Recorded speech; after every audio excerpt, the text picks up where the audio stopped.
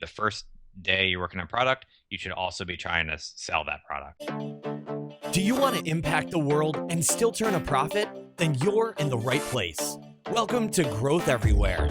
This is the show where you'll find real conversations with real entrepreneurs. They'll share everything from their biggest struggle to the exact strategies they use on a daily basis.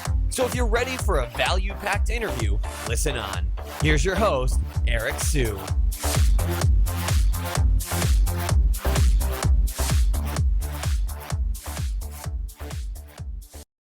Hey everyone, just a quick heads up that we're giving away an ebook called 29 Growth Hacking Quick Wins. We co-authored this book with Matan Griffel of 1 Month, and it'll give you a solid base on where you can create growth ideas from. So all you need to do is text quick tips to 33444. That's the word quick, Q-U-I-C-K, and tips, T-I-P-S as in sugar, to 33444, and you get instant access. All right, everyone, we have Gabriel Weinberg, who is one of the co-authors of the book Traction and actually was on the show previously. So he's our second guest, and he's also the CEO of the search engine DuckDuckGo. So from the first time around, Traction, the book, sold about 35,000 copies, which I consider a great success. And now they're trying to do some different things, and Gabriel has come back and has some new things to add to the show overall. So Gabe, how's it going? Thanks for having me back. It's a pleasure to be the first repeated guest. Pleasure to have you. So yeah, why don't you tell us a little bit, for those that don't know you already, why don't you kind of give us a reminder about, who you are and then your business a little bit, and then, continue on. Sure. So I'm one of these people who started doing startups right out of college. And now I'm 35, so that's about 15 years. Oh, I'm 36. Oh my goodness. And so I started some companies that failed, then had one that kind of was a success and sold it in 2006. And then a year later started working on DuckDuckGo, which is a search engine that doesn't track you. And I've been working on that ever since, for about 8 years. We've grown substantially over time. When we first started, our initial traction I was excited about was, 10,000 searches a month, and now we're at 300 million. So obviously that's a huge growth, but even with all that, we're still a tiny piece of the market. And we've had to rethink about how we get traction time and time again. Independently of that, I wrote this book that you mentioned, which I'd love to talk about, and I do angel investing. So I've invested in about a dozen startups over the past 5 years. Got it. Okay. Yeah. Why don't you tell us a little bit about how DuckDuckGo is going? I mean, are there any numbers you can share? I mean, you just shared the 300 million. Is there anything else you can share around that? That's the main number we share. The other thing I can share that we're kind of excited about is last year we got included in major browsers finally as a default search option. So Mozilla added us to Firefox, and Apple added us to Safari on iPhone and OS X. So if you have an iPhone, you can go into Safari settings and you can see us right along with Google, Bing, and Yahoo, which is Awesome. pretty cool. Congratulations. Thank you. All right. So let's talk a little bit about, let's talk about traction. I mean, can you kind of give us the framework that you've put around the book initially, and then, we'll continue on from there? Yeah, so I set out originally to write this book 2009, so a long time ago, when DuckDuckGo was starting to get traction, and I was truly trying to get it to the next level. And I went out there looking for a framework to get traction. I was looking for this book, and it did not exist, and so that really compelled me to write it. And years of research and interviewing later, we pulled out this framework, which in essence is very simple, but it took a long time to get to. It's called Bullseye. And the reason why is it uses a bullseye target metaphor. And in the outer circle are all the marketing channels that you can possibly use. And we enumerate 19 in the book. And those are like SEO, search engine marketing, trade shows. There's literally 19 of these, and they're really catch all in the sense that these are all the ways businesses really get traction. And you're trying to find, the one that is going to meet your traction goal in the time period you want to meet your goal. And the framework is designed to whittle it down to that one through a three-step process of brainstorming the 19 channels, then doing testing on three at a time, and then doubling down on the one that is working. Got it. Okay. So, something really interesting about traction, I know Jason Lemkin from SaaStr says that, as long as you have 10 non-family and friends as customers, you have something that's worthwhile. Do you have, what are your thoughts around that? So that's an interesting question that comes up a lot. Like at the very beginning, should you pivot or not, right? Um, and people ask me this a lot, and I kind of agree to an extent. So the first thing I say when people ask me if they should pivot or not is look for real product engagement, and you have to be real to yourself at that point. Are these people, like you said, non-family and friends? But even that, are they really using the product? Do they really get value out of that? The best way to figure that out is to go talk to them. And supposing that they are, I would call that a bright spot. Look at the bright spots among your users, people who have tried it out. Supposing that you find those 10 people, then the question becomes, okay, is there really a business there? Like, are those 10 people just outlying weirdos? Or are they a real market that you can grow on? And is that market large enough to achieve your goals? But I think if you don't have that engagement, then you have a problem. Got it. You know what's really interesting? I mean, looking at there are a lot of people doing courses now. You see a lot of Facebook ads, and people are doing courses. They're doing a lot of webinars and things like that. And it seems like everybody's kind of jumping around this. And to me, I mean, what's a really like, long-term sustainable business is something more like a DuckDuckGo or like a software as a service type product where it's just kind of self-sustaining and it scales on its own. So for a lot of people, I get a lot of people coming to me. They said, they're doing courses and things like that, and they get 10 to 15 customers, and then after that, they just kind of throw in the towel. I mean, what would you say to these people?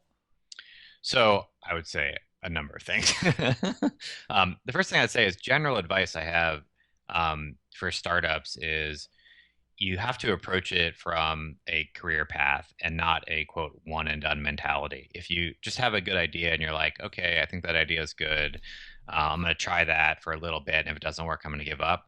That's just like a recipe for failure for a number of reasons. One, you're not really invested in it, and two, most initial startups do fail, and so you really have to be in it in the long term to invest skills.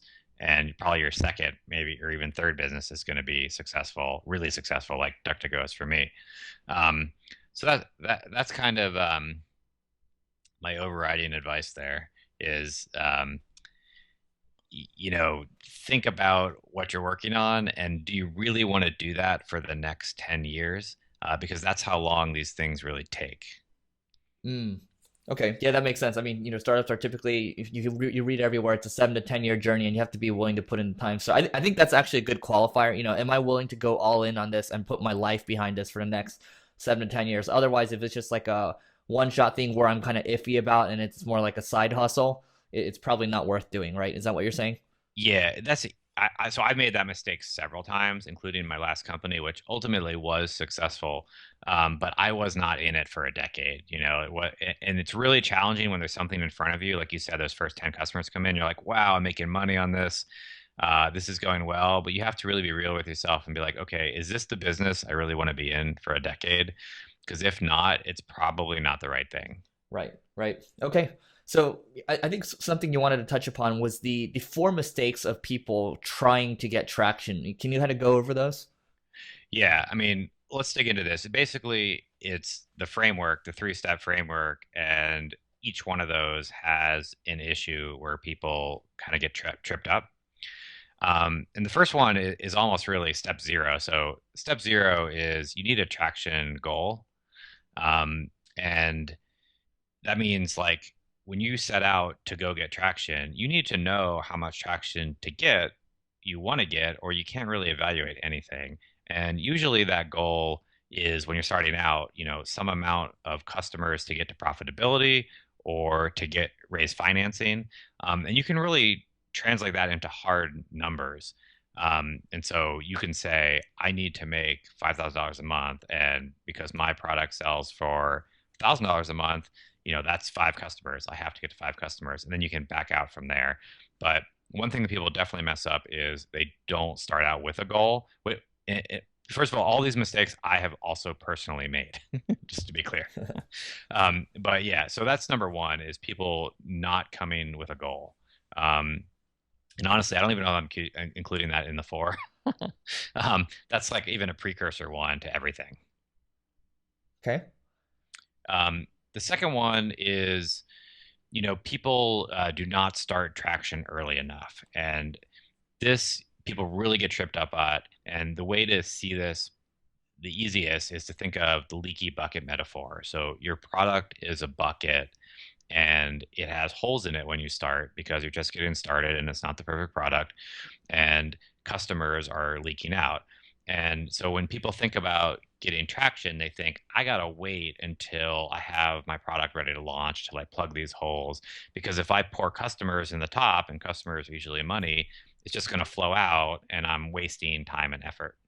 And so that's the intuitive response, and that's what mainly people do. Unfortunately, that is the wrong approach because what happens is if you don't have a cold stream of customers coming through some little traction efforts, it doesn't have to cost a lot, but some amount where you're getting people in the door day by day, you cannot really tell where the holes are in your product.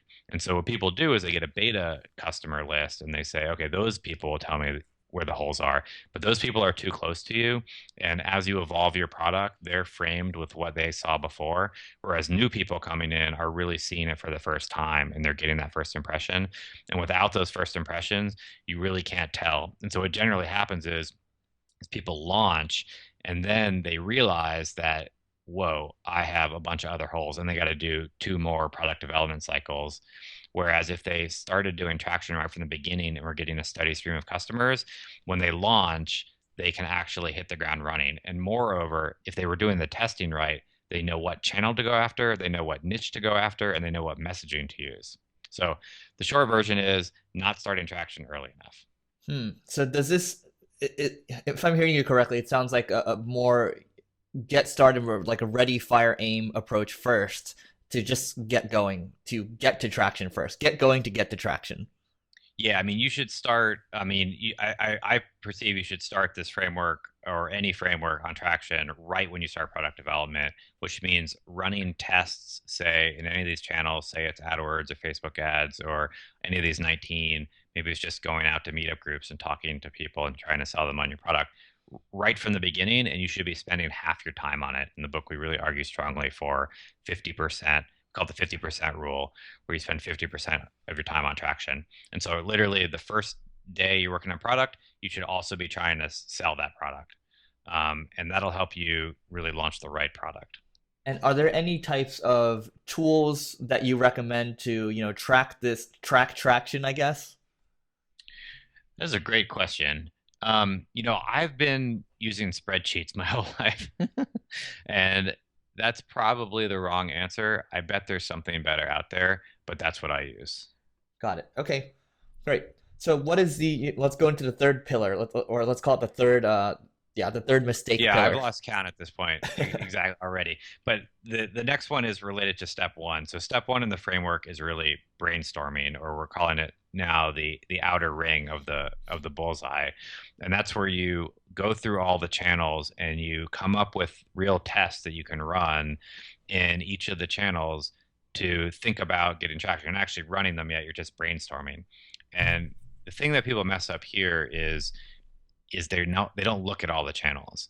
They think that because they're in SaaS or they're in like an offline retail location or whatever their business is, that only channels that their competitors are using are the ones that they should be using. And that's intuitive because you look at other people that are successful and you're like, oh, well, I should probably use that. But that's also generally wrong because those channels are competitive for a reason. Everyone's using them, and so the prices have been bid up, and the click-through rates are generally low. Whereas the underutilized channels, the other ones that no one is using your competition, are often the greenfield areas where you can get amazing conversions and you can differentiate from your competition. And so really the mistake is not considering all channels when doing that brainstorming step. And I don't know how many times I can tell you, like people just, that's the number one question I get from the book is like, well, why didn't you just tell us what channels are good for B2B or consumer? And I'm like, you're not getting it. It is, you got to look at the ones specifically that are underutilized for you. And I can tell you some good stories if you like from the book, Yeah. but that's the core thing is look at underutilized channels. Let's hear a story. Yeah, so one I like is WP Engine, um, and they're a WordPress hosting company, and it's a very competitive market. It's not that difficult to start a WordPress hosting company, and so there's a lot of them, and they mainly compete. The industry competes off of like search engine ads and things like that, and they've been very successful and had got traction early on through two stages in two different channels that were totally underutilized for the industry. One is offline ads. So everyone thinks your online business, you got to go online. Even offline businesses are now mainly focused on online. But they went the other direction and advertised in magazines and things like that, where no one else was advertising, and found great conversions to small business owners and things like that. The second thing they did was use another channel we had to name in the book called engineering as marketing because so few people use it, which is taking your precious product development resources. This is why this one's so non-intuitive, and applying it to marketing. And in particular, what you do is you make another site that's not your main site on a whole different domain that does something free and useful for a wide swath of users that is somewhat complementary to your main product. And so what they did was made a WordPress speed tester for their site, for any WordPress site, where you could go on and test your site, and it would give you recommendations of how to improve it. And they could then use that as a funnel for their hosting. And both of those strategies were great. I mean, no one was using them. Interesting. Okay. Yeah, this reminds me. I mean, it's. I think sometimes you have to go to the places that just don't make any, or people aren't tapping into, and that's where you kind of just go all in. I remember my treehouse days using YouTube advertising. Nobody was doing it, and even right now in the education space, not a lot of people are going all in on it, and that was a massive driver of growth for us. So I think it's interesting that you said, okay, so WP Engine, you said they did magazine ads, and what was the other one? And they built a whole nother site that wasn't even their main product. We call it engineering as marketing. Got it. Okay, interesting. Okay, so that's the third pillar, finding an underutilized channel, and then I guess also I guess at the same time you have to look at your competitors too. What would your methodology be for finding a underutilized channel? Do you have any process for that? Yeah, I mean, so there's two things we suggest. One is literally going through each channel and forcing yourself to brainstorm a test that you could run in that channel, that would be interesting. So you look at offline ads and you think, what would I do if I were going to run a magazine ad or a billboard or something like that? Or you look at speaking engagements and you think, what audience, if I could speak in front of an audience, what audience would move the needle for me? And you force yourself to actually brainstorm in each channel and come up with a viable test. Sometimes hard to do for people, but that's really what you should be doing. The other way to jumpstart that is, this is kind of the best tactic, that I don't think not enough people do, is go talk to other founders who have failed at what you did, who had a previous startup, who are now out of business or got acquired, or are currently in a very related business that isn't directly competitive. And those people love to talk. They love to talk about founders, love to talk about their stories. They'd be happy to talk to you. They'll tell you everything that they tried marketing wise, why it did not work. And oftentimes things that didn't work 5 years ago may work now, or it might spark a thought that you could tweak what they did. So that's another great way to kind of find ideas, often, interesting ideas. Interesting. How do you find these founders that have failed in your niche? So you look at AngelList, Crunchbase, and you look at the tags that were tagged with startups, in your niche, and then you go back in history, and it's actually a pretty sad exercise when you realize how many startups die. But it's really easy to do that. The other way to do it is not just by tag of industry, but like look at shared investors, because often investors invest in similar things. Um, but it's actually not that hard to find, if you look on AngelList and Crunchbase now. There's you just reminded me right now. I was looking at Product Hunt a couple weeks ago, and they did have this. I think it was like Startup Graveyard or something. Oh yeah, What? yes, I Yeah, saw that too. yeah, and then that was really good. There's like a list of these startups that have failed, why they failed, and all that. I'm gonna see if I can dig it back up and drop it in the show notes, if I can. But okay, that's interesting. Um, Another point, we do have a lot of clients in the startup world. Based on the agency that I run, they reach out and they say, okay, we have this $5,000 budget that we can test for this channel, and that's it. It's almost like an arbitrary number that they set up. Almost all of them. It's always, hey, we have this $5,000 budget that we can test. It seems like that's all they're willing to lose, for each channel as a test. I mean, from my perspective, that seems like it's if you get any ounce of traction in that $5,000 and you run through that budget, I don't think you just stop. I think you just you push it even further. But sometimes they just tend to stop even when they do get traction. So, what's your take on that? Yeah, I mean, you're hitting upon kind of the last step and why how people mess that up. I think you're exactly right to focus on that, not doubling down when something's working.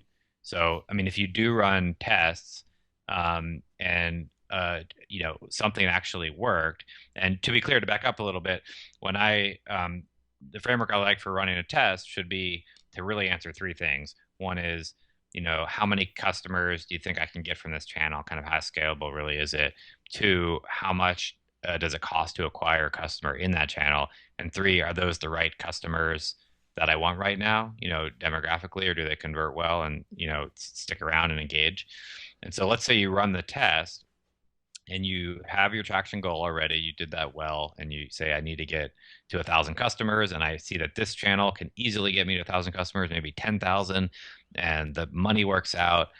At that point, I think you should pretty much drop everything and double down on that channel. And what people don't do is that. What people do instead is they say, oh, I ran, three or four tests and they were all mildly successful. And so I'm going to split my time and traction effort among them. And that's generally a bad move because any major growth trajectory phase of a startup is usually powered by one channel. And if you can see that channel from the test, you should just drop everything else, focus on that channel for two reasons. One, that money is just better spent in that channel. You already proved that it's better than the rest. And two, only by focusing on it can you uncover the underutilized tactics within it. So you mentioned YouTube ads earlier. Let's say you ran a YouTube ad experiment and it was kind of working for you. You decided to double down on it. Now your goal is to find the new YouTube ad tactics that are cutting edge in YouTube ads, which I'm sure there are a bunch. I honestly don't know too much about YouTube, the cutting edge YouTube ads at the moment. Maybe you do. um, but like if you take Facebook ads, for example, video is now hotter in Facebook ads at the moment. And Hmm. that's a place I would be if I were in Facebook ads. And so you not only do you want to find underutilized channels, but you want to find underutilized strategies. The only way you can do that is if you double down and focus. And so people who don't focus, once they know something is working, I think are doing the wrong thing, to your point. Got it. Okay. Yeah, I think that makes total sense. Now I want to jump back to your book launch. So I guess what did you learn from the first book launch? So, I mean, there were a couple things we did. One is we totally ran the traction framework on traction and, got traction for traction, so to speak. Um, and we ran a bunch of tests in these channels, and we actually found that, um, podcasts, like yours, drove the most engagement with the book. And quite honestly, that's why I ended up contacting you again because I want to come and talk about it again. And so we're focused again on that channel the second time around. So one thing I learned was follow the framework. It does work. The second thing I learned was we spent a lot of time writing it. It was something like an MVP in the sense that we didn't have a ton of people. We had early readers to give feedback, but we didn't have 35,000 people read it beforehand. And so almost immediately when we launched it, we started getting this feedback of, ways people were kind of misinterpreting it or still kind of messing up getting traction. And that's why we did this rewrite is to focus on these things that people are getting wrong that we're talking about. So when people read it now for the second edition, they really get it. And then we added a couple things. So one thing we realized was people didn't know how to think about running cheap tests in all the channels. So we added an addendum of testing ideas. So for each channel, it gives you two or three ideas of how you might run a relatively cheap test of like a month or $1,000 time to really think about that channel a little more deeply. Got it. Okay. So you're picking up a publisher now too. I wanted to dig into that a little bit. Why'd you decide to pick up a publisher? Yeah, so we looked at the book, and the book launch was successful, and I learned a lot about books in this whole process, as you might imagine. Um, and so, stop me if I get too deep into this, but basically, what we learned is people who have so most books have a kind of a pop, and then they sell most of their copies in the first few weeks, and then it dies down almost to zero. There are a few books that are really evergreen that end up being very useful, get recommended around in kind of a viral way. And luckily, our book is like that. And we stopped pretty much all marketing efforts and still sold way more copies than we did in the first few weeks over the next many months. And so we realized we had that. That said, those evergreen books, to really get the word out about your idea, the main authors on them, they're going around constantly, talking all the time and doing speeches and conferences and stuff. And both of us are running startups, and so we don't have time to do that.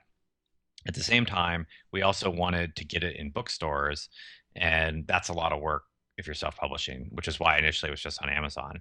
So we thought, we could do what we're doing now, just continue to focus on email, do occasional podcasts. We continue selling some of the book, but to really take it to the next level, because neither of us have a ton of time to put into all that groundwork, we would need to partner with some major publisher to make that happen. And so we decided to say we're going to see what that looks like. And I luckily got a nice agent, who was perfect, and helped us talk with these publishers. And then it just felt like the right fit with Penguin. Got it.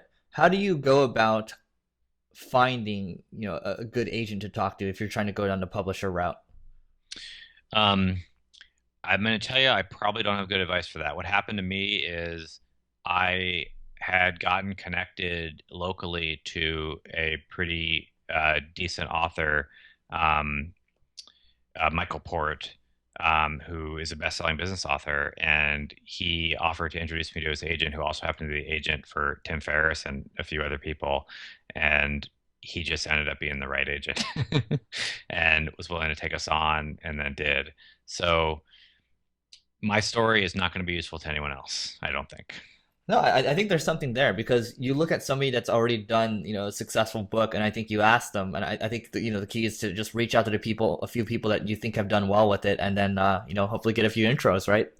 Yeah, I think you're right. And he was, yeah, taking that, I think you're absolutely right. Taking that a little more further. I mean, he was local to me, so you probably do have best-selling authors in your niche, relatively local. You could go meet pretty easily. Um, yeah, we did. We asked around.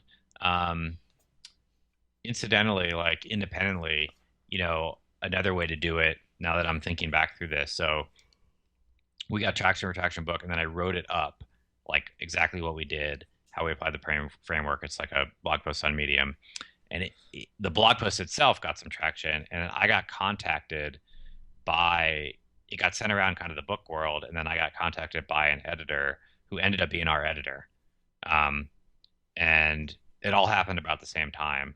So that was another way. Is I think the book world is kind of small, and so like if you self-publish a book and get traction with it, that's probably a much quicker way to get a publisher on board. Got it. Okay, so it sounds like the publisher is the goal of the publisher is to get an even bigger pop this time, right? Yeah, yeah. So they're gonna get it in bookstores, and they helped us. They know more about, yeah, getting a bigger pop. Cool. Awesome. Yeah. Really, really excited to see the second version of the book coming out. And I mean, 35,000 is a huge win already. Hopefully you get to like a million or something. Then we can, talk about how you got to a million.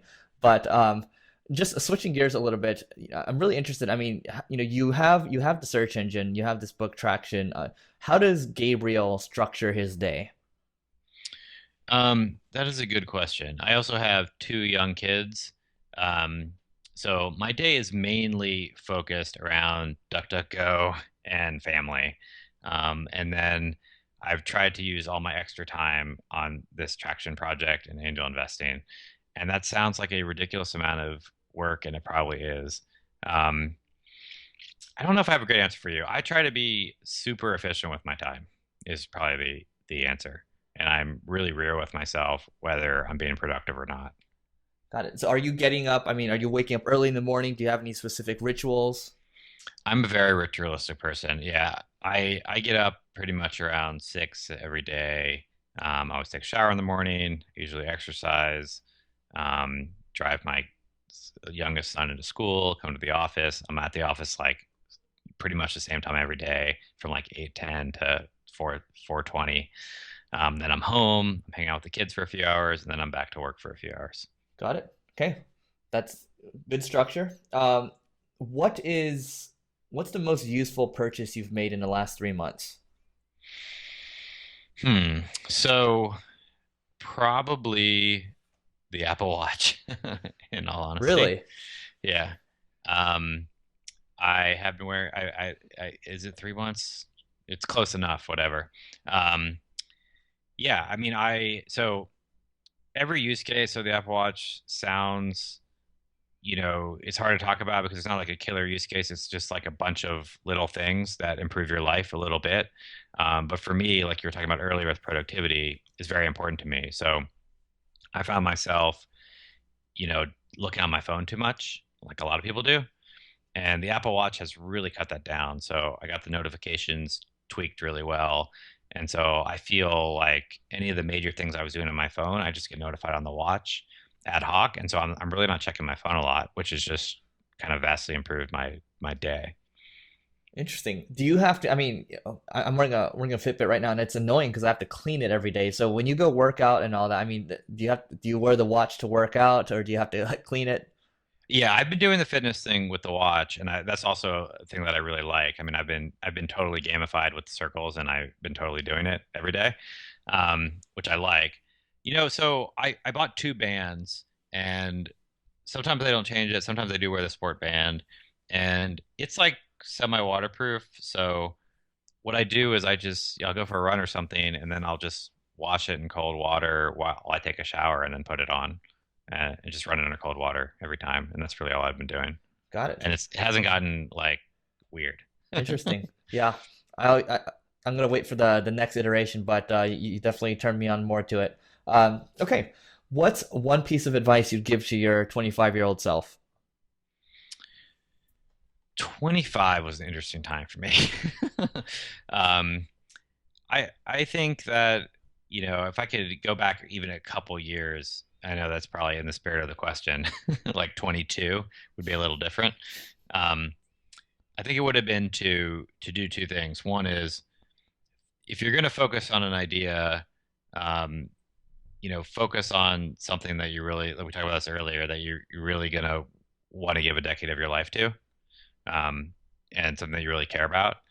And two, find some good mentor people who have already been there, done that, in startup land. Maybe they've had an exit or something like that, and they can really keep it real with you and tell you when you're being an idiot, or at least question you on your assumptions.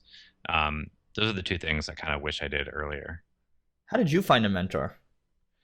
So this is probably unhelpful to people too. I ended up really resting on my uncle, who was kind of a serial CEO. But then when I moved to Philly, I mean, I basically spent 10 years on my own in startup land, not talking to anyone, which was really dumb. But then when I moved to Philly, I really got involved in the startup community, and I have a lot of peer mentors, so I like that too. So I've set up several groups, and now I'm in one that I really like, of just kind of like peer CEOs, and we meet monthly and talk about our businesses, and that's been great. I mean, you really just want people to really dig into your assumptions and question you on your thinking and talk about your challenges. Um, and I've just found them, the one through family I can't replicate. The other is just talking to people and trying to, you know, na- navigate towards people who seem like they're really serious. Right. I think having like-minded people around you and being able to talk to them people can call it group therapy. I mean, there's so many different groups, right? There's Young Entrepreneurs Council, Entrepreneurs Organization, YPO, and all these different things. Or you can put together peer groups like you've done.